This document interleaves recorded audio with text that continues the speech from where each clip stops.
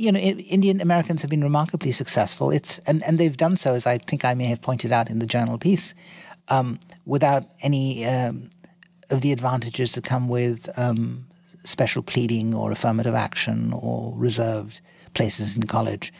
And they've been pilloried by the left, who've coined this phrase, and they use it as a term of abuse. They call people from ethnic minorities who succeed in this country sneeringly model minorities, as if somehow being a model minority is like being some kind of teacher's pet. And so you're just this suck-up that does things by the book and you're successful and you can hold down a job and you don't get divorced and your children go to university. And this somehow makes you this undesirable thing called a model minority. And somehow, if you're a minority, you have to be someone who's in trouble and who's needy and who's discriminated against and stopped by the police.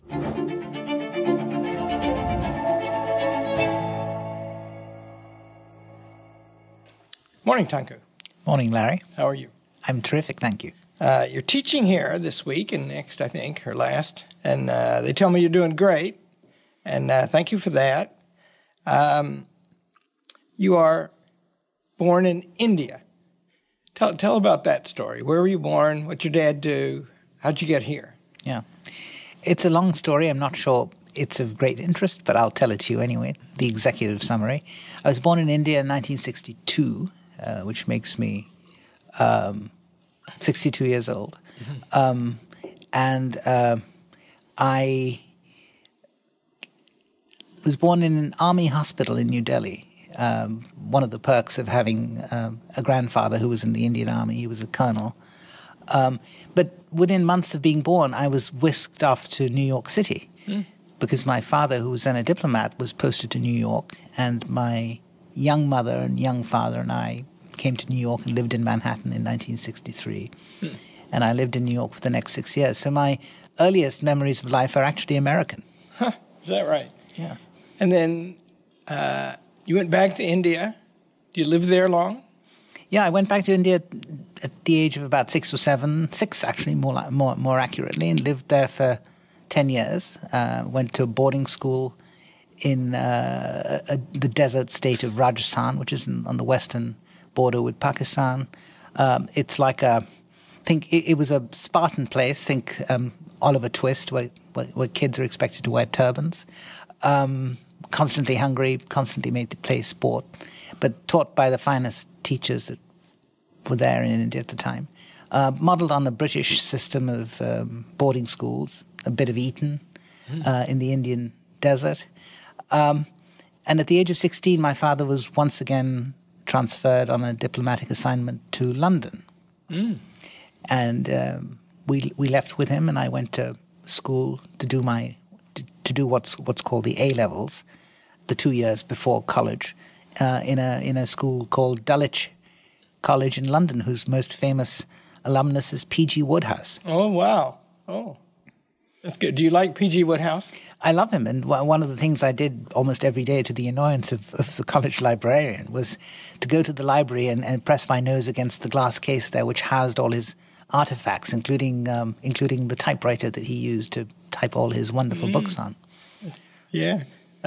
My friend Mark Stein, you probably know him too, is doing a series right now on his Mark Stein Club on The Girl in the Boat, a Wodehouse novel I'd never heard of before. I haven't heard of it either. Yeah, it's Mark makes everything interesting, and Wodehouse is always interesting, and so it's hilarious and great. Wodehouse is maybe the most popular British author in India to this day. To this day? Yes. Yeah, yeah. And the Indians constantly go to Britain and are disappointed that people aren't like Bertie Wooster. Yeah. One of my great teachers in life loved Wodehouse, and he used to give as an example, you have to learn to write, he would say. For example, this sentence from Wodehouse, he dropped an astonished piece of toast. You have to know what's wrong with that to know that it's funny. Yeah.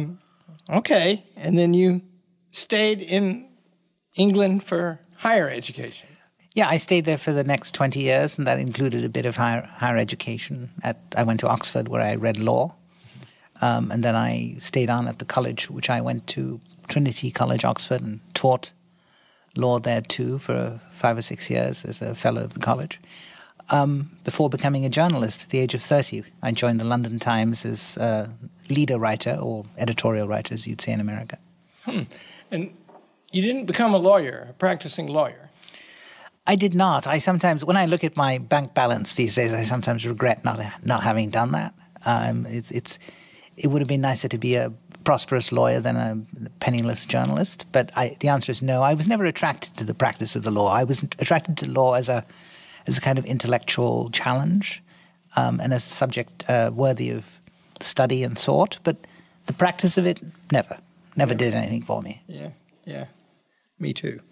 I would have made a terrible lawyer, I think. I wonder. I will tell our listeners that I know Tunku pretty well and have a sense of his ways and manners. And he's an interesting mixture of insightfulness and gentlemanliness. Yeah, thank you. That means you don't put much past him. Right. And when he catches you doing something stupid, he's usually courteous about it. I think I would have lost my temper in court, and I don't think the judges would have liked that.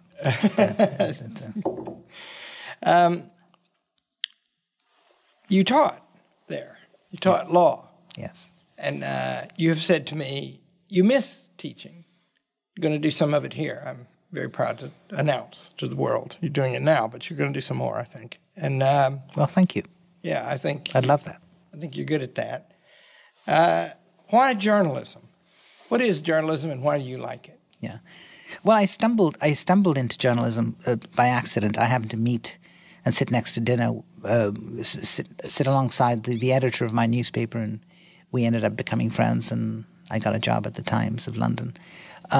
Why journalism? I always have liked to write, and one of the good things about an Oxford education, at least as it used to be, I don't know what it's like these days, is that we had to do an awful lot of writing. We had to write an essay almost weekly, and sometimes more frequently than that. I think we ended up writing about 6 essays a month, which we then had to read aloud in tutorial to our tutors. And so this encouraged not just the art of writing well, but the art of writing entertainingly. You had to make sure you didn't put your teacher to sleep and your tutorial partner to sleep. And so I loved writing, and when I knew that I didn't ever want to practice law, and that teaching law at Oxford was something that it was losing a little bit of its charm for me. I wanted to go out and see the big wide world, and London was just an hour and a half away by bus, and so I decided at one point that I needed to leave and go to London, make some money, do something worldly, instead of teaching Roman law to undergraduates. And so I thought journalism would be just the right thing. It was a time when it was a time of ferment in the world. It was the early 90s. We were on the cusp of various changes. Britain was starting to emerge from its Thatcherite period into something less desirable. And so it was a good time to be a journalist, I thought. And Soviet Union fell not long before that. Exactly. Find a calm time, but I don't think journalists don't like calm times. You want there to be something happening out there. You want people to be miserable. I mean that in the nicest possible way. But froth and ferment and turbulence are always much more interesting than placid waters. Mm. Well, you've come into the trade at a good time. And how did you get to the Wall Street Journal? Well, I was in New York as the London Times' bureau chief, and I'd done that job for 3 years. And when it was time to go back to London, because they like to rotate their journalists out of jobs, they don't want them to go native. It was time for me to go, and by then I had met and married an American woman. Her name is Amy, and her parents were from North Carolina, and she did not want to, and actually could not move to London with me. So I had to decide whether to move back to London without her, which was obviously not an option, or to stay in New York and find another job. And fortunately, I I had some connections to the late and great Robert Bartley. Friend of mine, yeah. One of the finest American journalists of all time.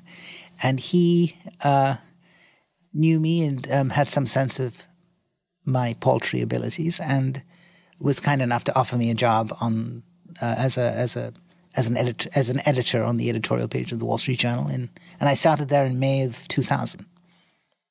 Still there, yeah. I actually went to him and asked him for a job, and he didn't quite. Fortunately, he didn't swat me away, but said, "Come to my club," which is a place called the Heights Casino in Brooklyn Heights, where he lived, and we had a beer and a pizza together one day for lunch. And my wife very wisely had said to me, "Before you go, make sure you read Mr. Bartley's book called 7 Fat Years."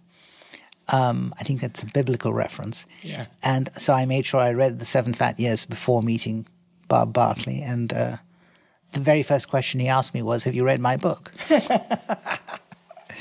And I could truthfully say that I had. I'll tell you quickly, in some way, we're both discoveries of Robert Bartley. Because back in the day, when I was a kid, we'd started something called the Claremont Institute. Right. And we had a journalist from the Wall Street Journal show up one day. He just entered the office, didn't have an appointment. And there were 4 of us who ran that place, and a secretary. The secretary is the only one who knew how to work in an office. And he said, "I'm James Ring Adams, and I'd like to take you to lunch." And we said, "Who are you?" And he said, "Well, I'm a journalist." So he takes us to lunch, buys us all lunch. And the next week, there was a major editorial, the lead editorial for the editorial page, about us. And he checked us out. And he wrote it about an article that I had written. And it was just stunning. And that's how I got to know him. And I found out he was always on a lookout for talent. Remarkable man. I think the last event he ever did before he died of cancer was on a Hillsdale College cruise. And I was very attached to him. Yeah. I'm glad he hired you. Good job. Oh, he was a lovely man. He embodied the best of Midwestern America, the values of honesty, an open mind, curiosity, hospitality, patriotism, everything. And he could write like a dream too. Oh yeah, yeah. He used to always say, I think it's probably still true, ours is the only opinion page that actually sells newspapers. Yes, that's right. He was very proud of that. He was fond of. We would say he needed to print that onto a T-shirt and sell it, and the Journal could make a lot of money. Put it on a T-shirt, I said. I've been reading the Wall Street Journal every day since about 1975. Right. Professor Jaffa, the aforementioned great teacher of mine, loved the Wall Street Journal, and it had a scam that if he got students to sign up at student rates, he got a free thing.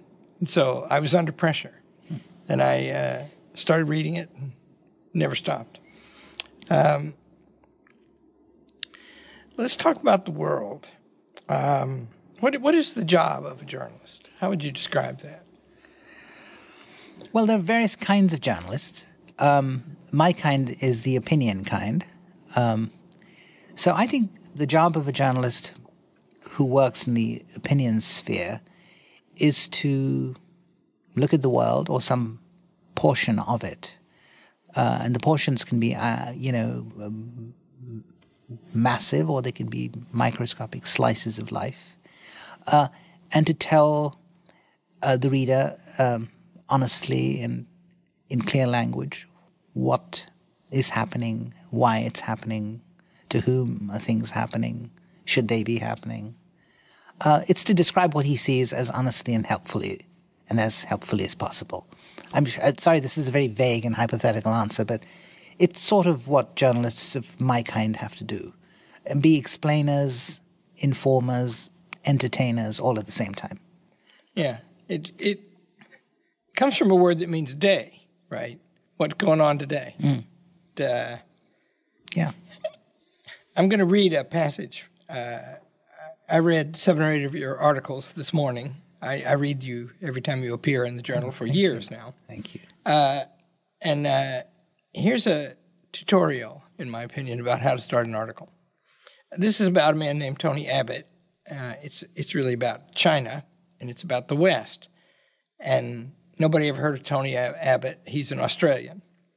Starts, Americans dispirited by the 2024 presidential campaign, you write this in April of last year, might find it bracing to listen to Tony Abbott. Then a quote from him. The Western world has never been more materially rich, but it's rarely been more spiritually bereft. Now, there's a mountain of information in those 3 sentences. And it looks to me like you have a gift. And I because I read a bunch of them in a row this morning, they're all like that. That is to say, they're engaging from the start. They have a sense of who the audience is.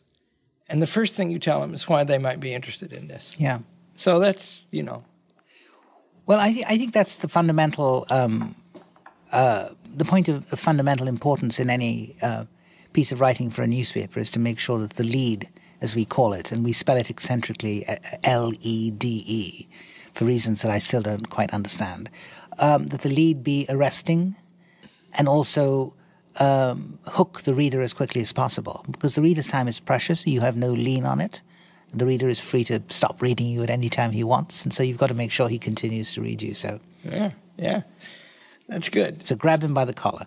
This Tony Abbott article, you know, Australia's out there in Asia, and China is near, and it's about China. You've written several articles lately that go into the question of China. What do you make of China? What do you think's going on? Yeah. It's a good question. I don't really have a handle on China. I write about many things, and China is one of them.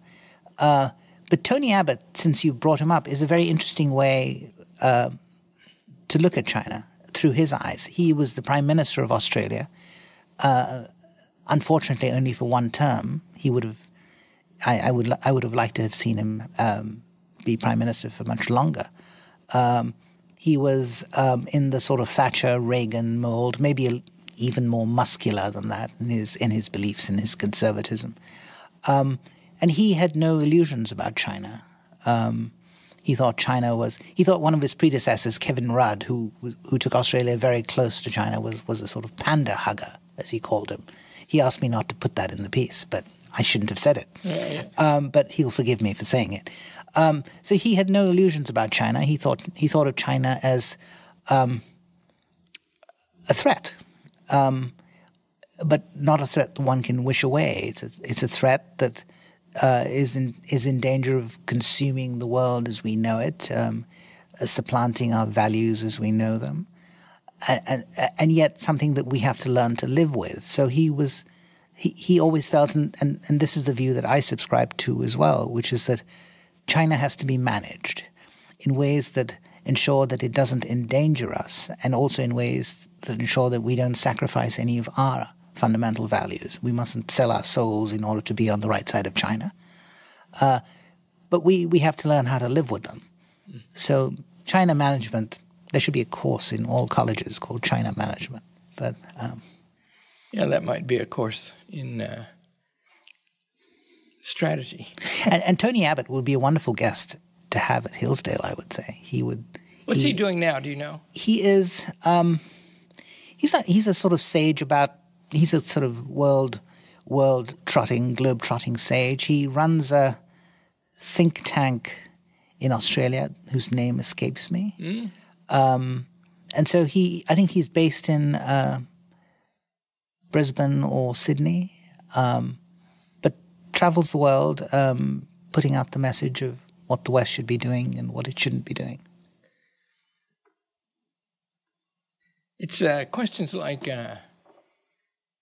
manufacturing. Can we manufacture things we need if we have to fight, and things we need generally?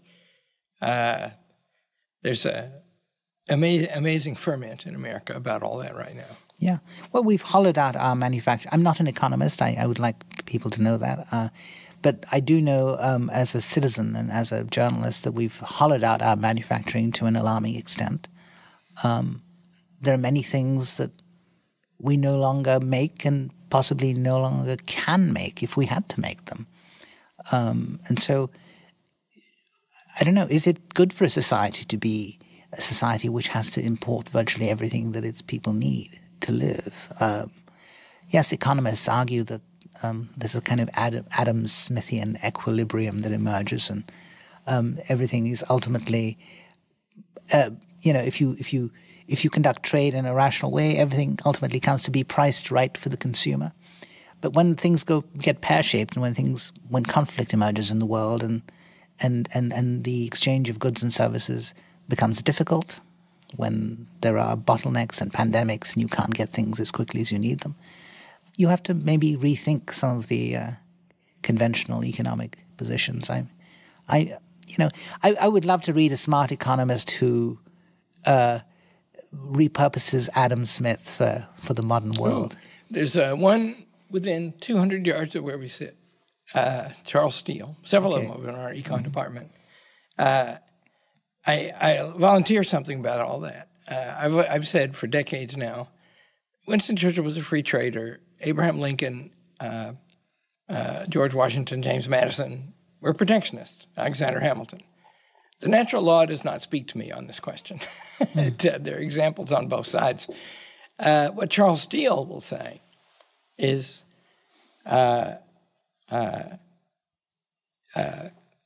Smith himself explained that you have to make vital things for your country. You have to make sure of that. I was privileged to know Milton Friedman for more than 30 years. And it was a great thing to know him if you weren't his student, because he was very tough with his students. He was hilarious and mean and, great man, very great man. And we once talked for 2 hours about free trade. And I said, yeah, that's all dispositive, right? It's like the division of labor. If it's a good thing for somebody to make this cup and somebody else to make this microphone and then trade, then globally is obviously better. He'd say, so you got the point. And I'd say, yeah, I think we should extend it. We should get the Soviet Union to make our missiles and bombs because they're really good at it and seem to do it cheaper than we do. And he said, yeah, you can't do that. And I said, that's a mouthful, isn't it? There's some qualification on the principle of free trade by the existence of national borders. Yeah. And so, yeah, that's... Well, he was a great man, Milton Friedman. I had the opportunity. I used to be at the Hoover Institution where he was one of the presiding deities, and I remember interviewing him in one of the earliest weekend interviews that we did at the Wall Street Journal back in, it would have been 2006 or so. It was one of the interviews I did that I'm most proud of because it was a tough job. I sat down to interview Milton, and just as we were, getting into our stride, his door swings open, and his wife, Rose, walks in, who's also an economist and a very feisty old lady. And she then said, I see you're interviewing Milton. I'll just sit in the corner and listen. But she didn't do that. She sat in the corner and proceeded to interrupt every time Milton said something that she disagreed with. And so I ended up writing an interview that said an interview with Milton and Rose Friedman. I once sat beside her while he was giving a lecture. And she was talking quietly under her breath. Yes. And she would say something like, at one point, he was talking about sumptuary taxes on luxuries. And she goes, now mention cigarettes. And I could barely hear her. I was right next to him. And he goes, and the example of cigarettes, he says immediately. I think they might have just been one mind, those two. Yeah, no, they were. I think they wrote a book together called A Very Happy Couple or something like that. I can't remember the name, but that phrase captures it. And this interview, which was intended as an interview with an economist, to be about economics and political economy, ended up being an interview that was a portrait of a marriage, and clearly that the chemistry between them, intellectual, was perfect. Yeah, they were two little short people. They were.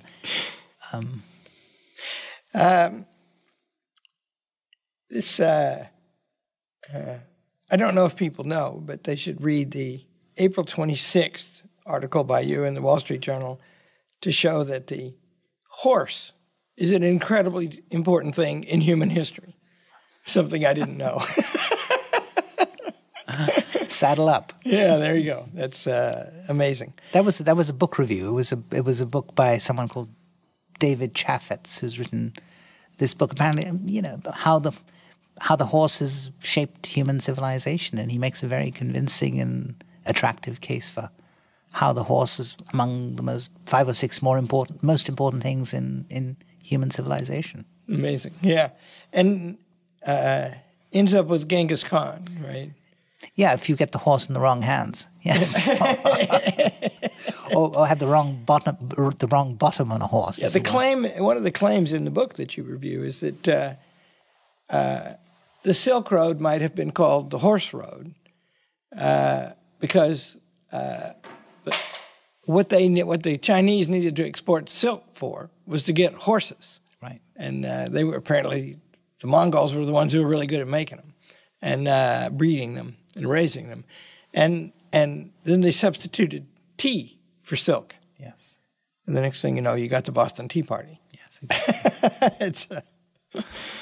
I want to talk about Europe. You've written a couple of articles about populists in Europe. Explain what's going on there.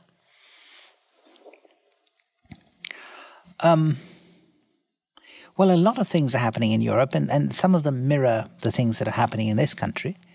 But just as we've had here with the emergence of Mr. Trump, we've had the emergence in many, if not most, European countries of populist parties. Given the political arrangements there, they tend to be parties that emerge rather than figures, the way Mr. Trump has emerged as a figure here. I don't see him as a party person. But in Europe, you've had the emergence of populist parties, populist nationalist, populist conservative, call them what you will. The preferred phrase for the mainstream media has been to call them far-right or extreme-right parties, a phrase I try to avoid because even though they are often to the right of the conventional conservative parties, the phrase far-right or extreme-right is intended almost always to disqualify them as participants in polite society, as to typecast them somehow as disagreeable people with whom we shouldn't have any contact.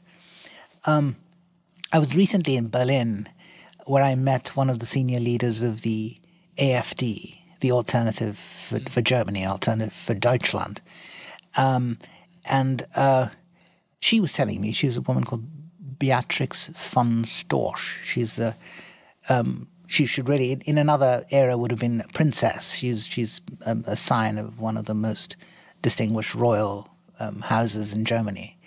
And she is a senior member of the AfD, and she was describing to me how the German media anathematizes the AfD, how the German media shuns the AfD, how it begins by typecasting them as Nazis, and having done so makes them ineligible for polite society and discourse. And so shuts them out of all debate and conversation. And this is a party for which almost a quarter of the German electorate voted in the last election. If I'm not mistaken, they finished second in the vote count behind the Christian Democrats. Now, I'm not saying that there are no members of the AfD who are disagreeable and who are people we wouldn't want our daughters to bring home for dinner. But to say that because of the presence of a handful of Nazis in the AfD, or neo-Nazis, call them what you will, the entire party is somehow stigmatized and untouchable is all too convenient for people who want to continue to manage European politics and discourse in a particular preordained way. And so you have this situation, and J.D. Vance spoke out against it at the Munich Security Conference, that it is startling to an American to see a political system that basically treats as outcasts a party that represents a quarter of the population. How can you describe something that is representing a quarter of the population as extreme? That means a quarter of your population is extreme. What does extreme even mean, and what does mainstream mean? Sorry, that was a long-winded answer. But in those proportional representation systems, the most popular parties might get a third. Yeah. So a quarter is a lot. A quarter is a lot. And, we have some of that here, too. Views censored on social media and in the big press. I've always thought, my affection for the newspaper you write for, which, like everybody, I don't regard anything else as wholly reliable, but it's the most. And I always thought, I think Bob Bartley understood this too, it's a place to go where you won't read the same thing you read everywhere else. Mm-hmm. And that the only you could achieve that effect by reading everything else and just writing something different, which is not what you do. He thought, go look at the phenomenon and describe it as it is, and don't worry what anybody else is saying about it. And your articles on, you got one on Nigel Farage in here, and Marine Le Pen has now been. Marine Le Pen is she the most popular politician in France? She might be. Well, I don't know where things stand now, but she is, she gave Macron a run for his money. She was one of two presidential candidates in the runoff, so that makes her, if not the most popular politician, then an undeniably significant one. And she's been convicted of a crime, and the crime is she used staff provided for the European Union when she was a member of the European Parliament for non-European Union tasks. And she's excluded from politics. So whatever percentage of the vote she got, they don't have her to vote for anymore. Yeah. I'm not familiar with all the details of the Marine Le Pen case. I've been in Hillsdale and busy teaching, but it does strike me as being all too convenient for the French political elites and the French quote unquote mainstream to find this lovely, wonderful technicality on which to disqualify the one politician that poses a threat to the status quo. You may find Marine Le Pen not to your taste. You may find her unsavory, but ultimately you have to let the French people decide whether or not they want her to be president, not get rid of her based on some kind of all too convenient technicality, which seems to have been the case. I watched both the Vance speeches, the one on artificial intelligence and the one on security in Europe. And in both speeches, they showed the audience a lot. And my perception was in the first speech where he said we have to embrace AI as a major opportunity and protect the workers while we do it. They seemed stiff to me, not friendly. The second one, there were open restiveness in the crowd. And he started out, he said, you got to spend 5% of your GDP on defense. And he said that for about 3 or 4 minutes. And then he turned to suppressing speech and excluding political parties. And there was, in the room, there were gasps and people putting their head in their hands and a very strong reaction after. Yeah. And so that makes me think, if you put that together with these people you've interviewed, Is Europe becoming illiberal?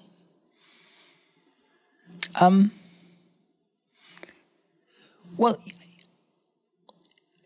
European politics has always been the exclusive preserve of sort of preordained political elites who've managed over the years to sort of domesticate the system and domesticate the horse, as it were, of politics and make sure that it rides in one direction. It doesn't rear its legs. It doesn't gallop. It just runs at a reliable trot in a reliable direction. But we've now reached a stage where the horse, as it were, let's say the horse are the people of the countries that they govern, the horse has decided that it doesn't want to just trot, and it doesn't want to just go in a preordained direction. It wants to explore fresh pastures. It likes the look of the grass over there. It doesn't want to eat the grass in that on the left. It wants to eat the grass on the right. And so they're having trouble managing the horse. And so I think we're in a situation where European politics is being remade. The elites are losing their grip on the reins. And so as a result, I'm running out of horse vocabulary now, but you know, whatever it is you use to hit the horse to calm it down, crop. The crop. They're having to use the crop a little more than they did in the past because the horse is starting to disobey them. And so, yes, this illiberalism that we see in the form of the disqualification of Ms. Le Pen or the shunning of the AfD or the disqualification of the presidential candidate in Romania, which is what sparked Mr. Vance's talk, is the equivalent of the elite, the rider using the crop, and the horse doesn't like it. So I think we need to. I think we're watching European politics being remade as we speak. You see it in the Netherlands with Geert Wilders. You see it in some form in Britain with Nigel Farage's prominence. Although Britain is an altogether different picture now because they got the horse, as it were, got its yayas out by winning Brexit. If Britain was still in Europe, we might have seen the emergence of a more populist party there, which would be pushing for the same aims that Brexit achieved. But Brexit, in a way, happened. It ended up effectively killing off the Democratic Party, the Conservative Party, and because the Conservative Party, having delivered Brexit, was unsure of what to do with it. And they were unprepared for victory, and their heart didn't seem to be in concluding a deal with Europe that would have brought Britain what it had voted for. But to return to your original question, we're seeing a remaking of politics in Europe that will throw up surprises. I think we're going to see the emergence of new leaders who say uncomfortable things, things that we're not used to hearing. A bit like Mr. Trump here, who's saying things that Americans are not used to hearing. And it's a question of attuning your ear to new sounds and your heart to new disturbances. Decision pending. I wonder if you think it means in American politics, there's a fair amount of dysfunction. Yes. The government has enormous resources, state, federal, and local, more than ever, and it can't build the bridges, keep the military up to date, secure the streets. And in Europe, they're light years from being able to defend themselves. And Mr. Trump is confronting them with that problem, and one wonders, what are they going to do? So there's this dysfunction that seems to have spread everywhere. And meanwhile, China seems very strong and growing. Does that mean that there's been some disproof of the Western liberal forms? Well, I'm not sure about that, but I know that Messrs. Trump and Vance in insisting to Europe that they fulfill their spending obligations under the NATO treaty, and sometimes even to exceed those obligations, have, I think, helped or caused the European mind to concentrate on the task. You've seen the Germans, for instance, are beginning to realize that they need to do something about defense spending. And so, they even went to the extent of remaking, lifting the brake on spending to allow going into debt for defense spending. It was one of the things, I don't know whether they finally pulled it off, but they are taking every legal measure and constitutional measure possible to increase spending so that they can meet their NATO obligations, because the incoming chancellor, or the presumptive incoming chancellor, Mr. Merz, I think understands, however obtuse he may be, and I do think he is obtuse, understands that the days of free riding on the United States are probably over, and that the Germans, if they wish to defend themselves, and it's not entirely clear always that the Germans wish to defend themselves, because they've been caught in this kind of cozy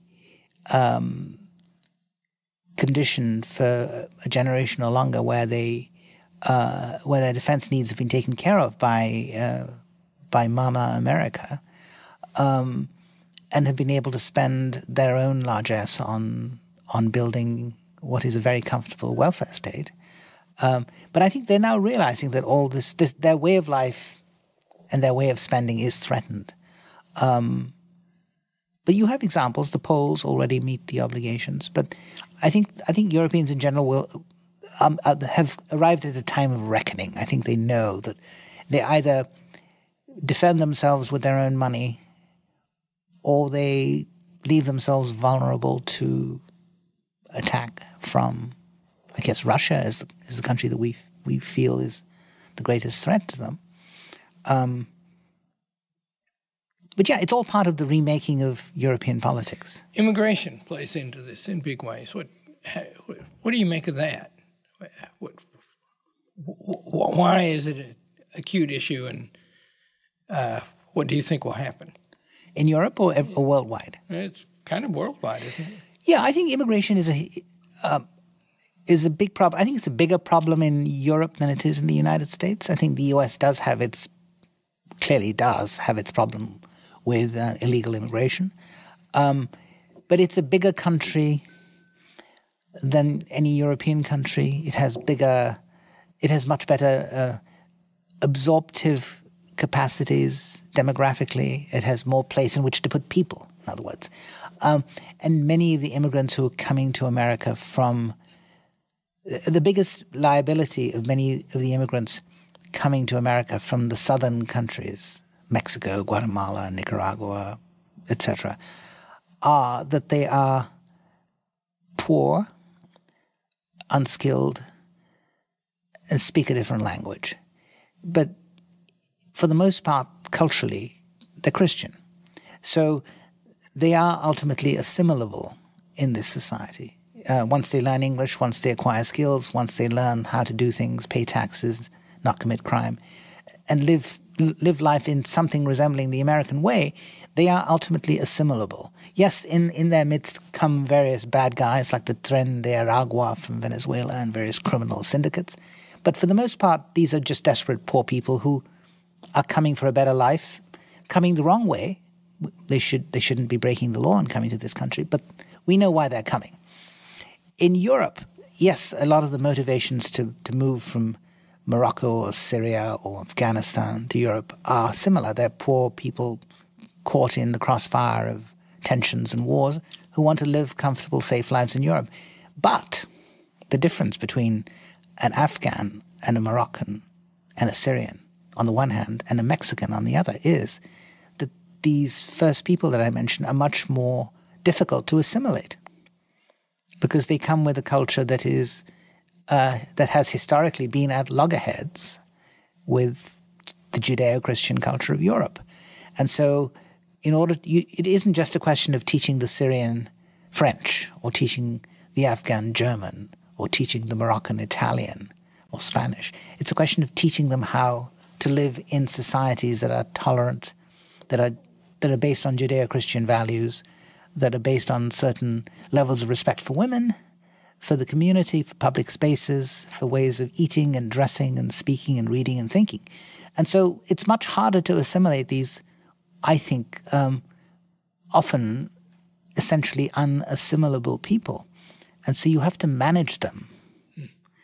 And it's the management of them that's so difficult, especially when in these countries there is a progressive predisposition to regard their cultures, the cultures of these incoming people, as being of equal value to the culture of the host country.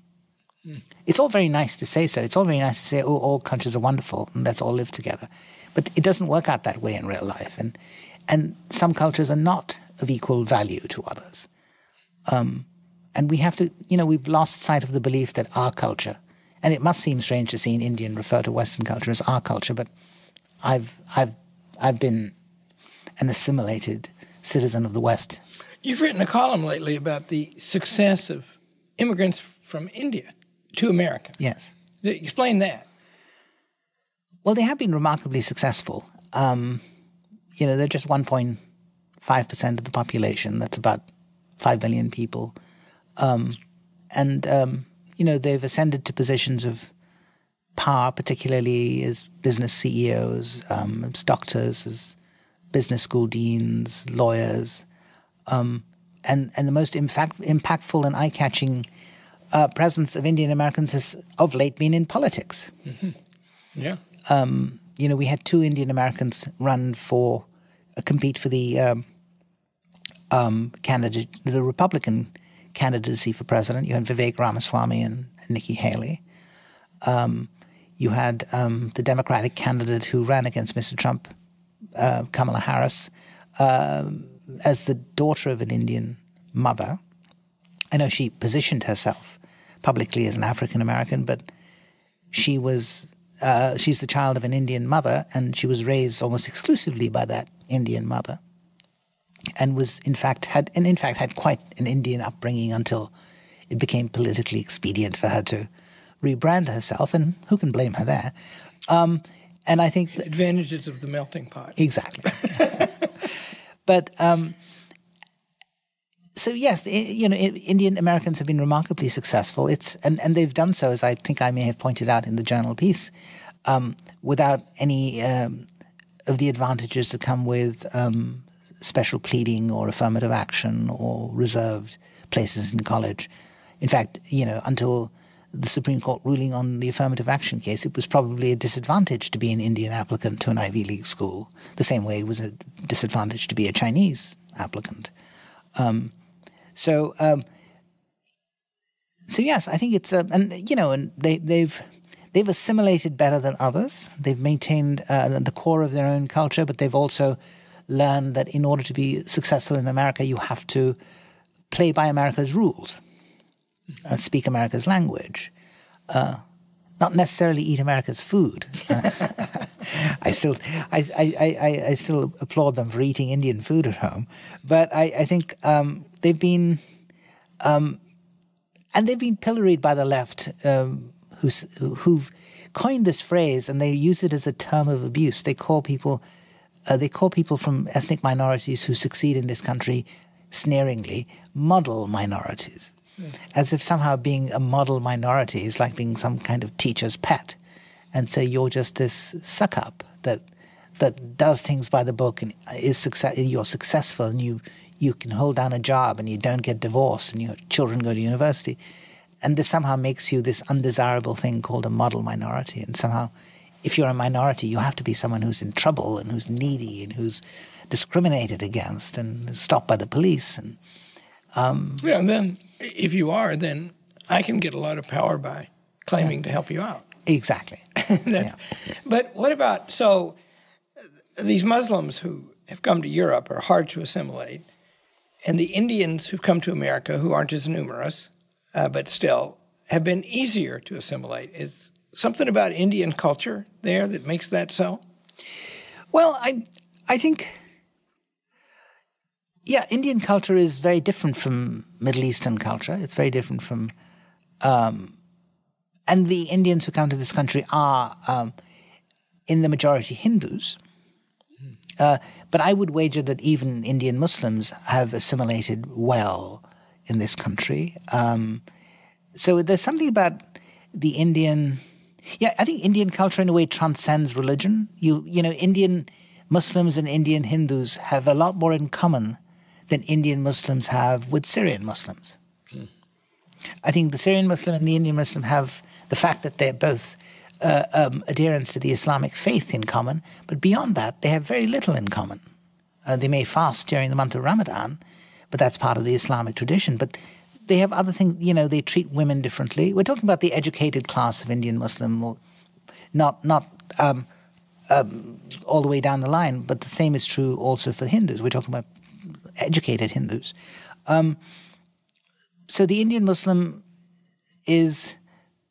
who emigrates to this country is likely to have been to an Indian university where he's had a kind of education that isn't religiously exclusively religious, where he studied science and where he studied literature and where he studied the Constitution and has some sense of things beyond religion.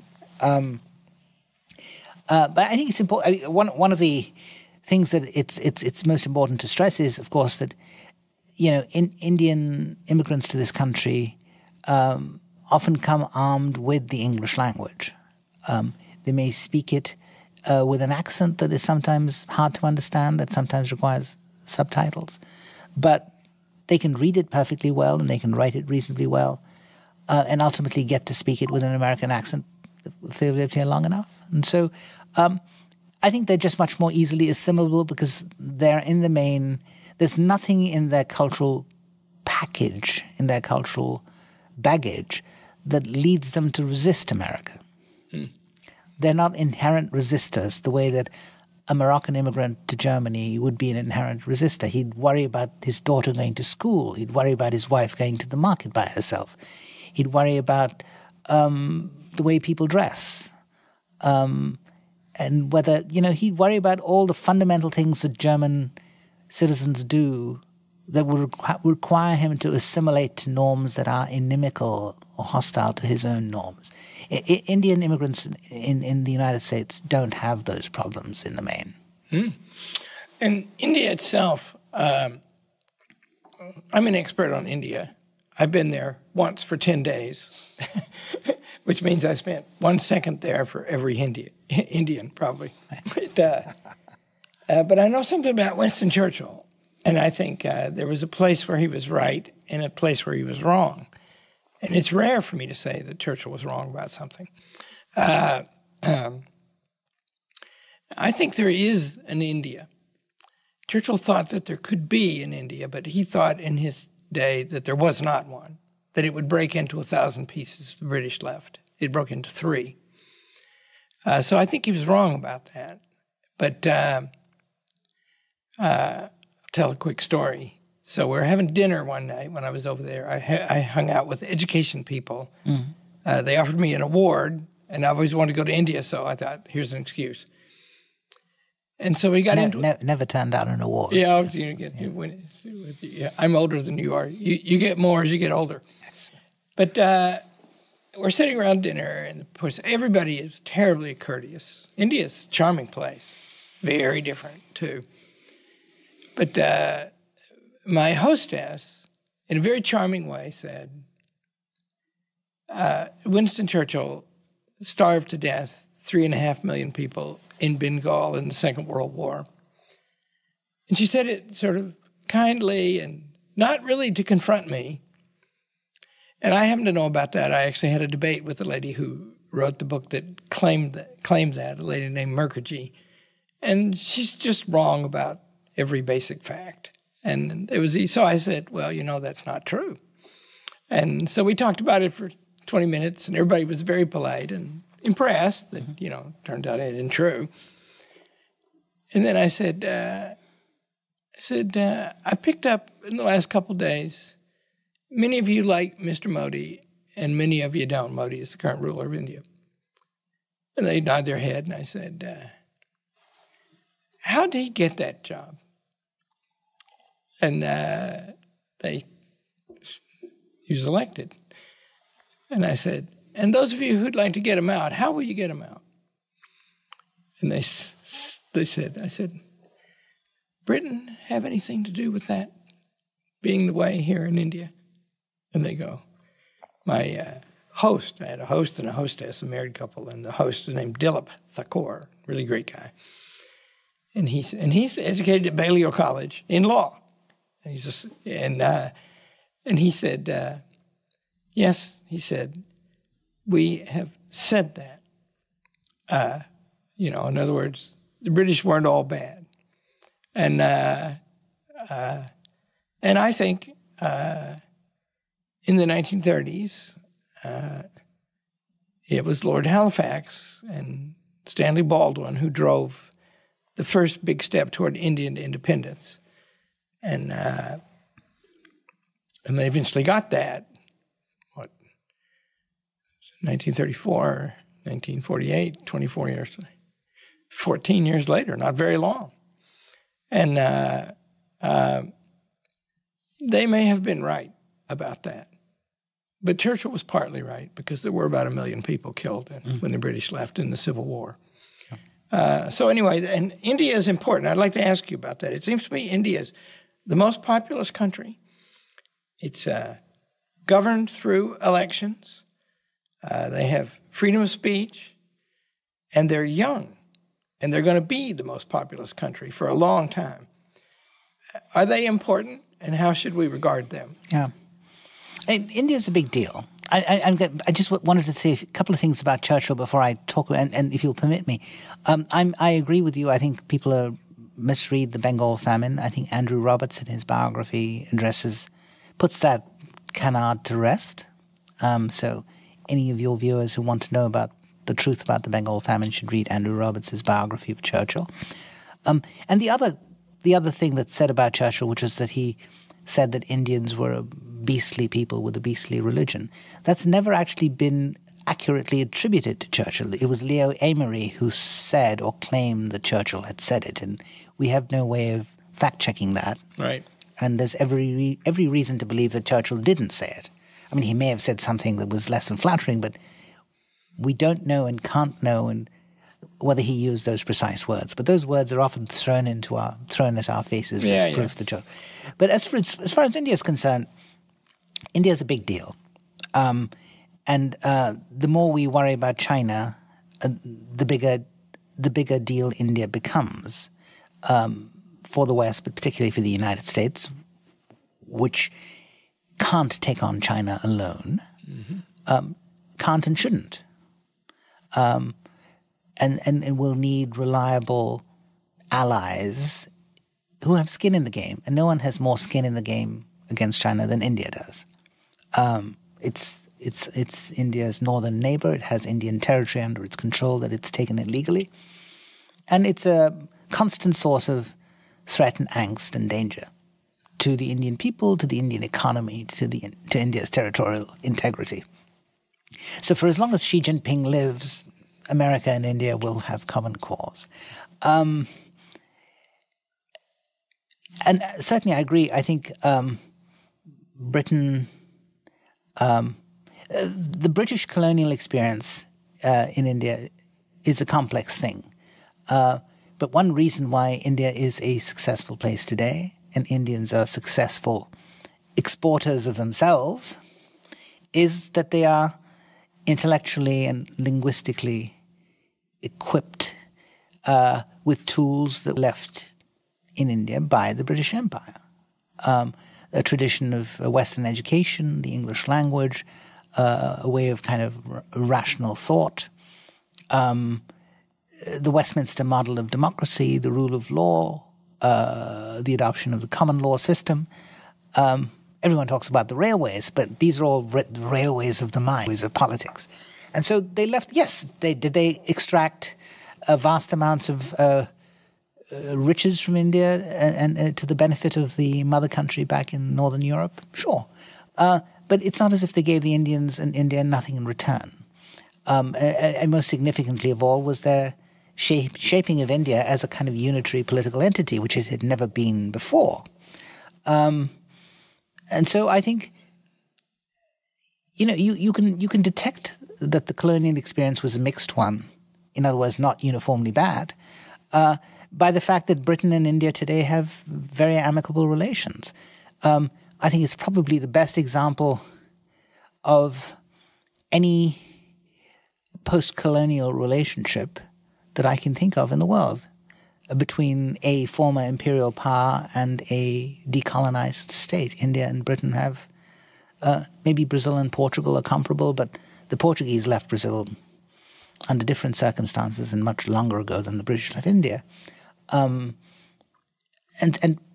so I think India needs to be paid attention to. India also needs, though, and I disagree with you slightly, we need also to continue to insist that India live up to its own highest standards. I think we often sometimes do glibly say that India is just like us. It's an ally. It has the same values, Western democracy, et cetera, But what we've seen in the last 10 years or 15 years has been a maintenance of the forms of democracy, the forms of election, the forms of speech, the forms of litigation, but an erosion of the substance.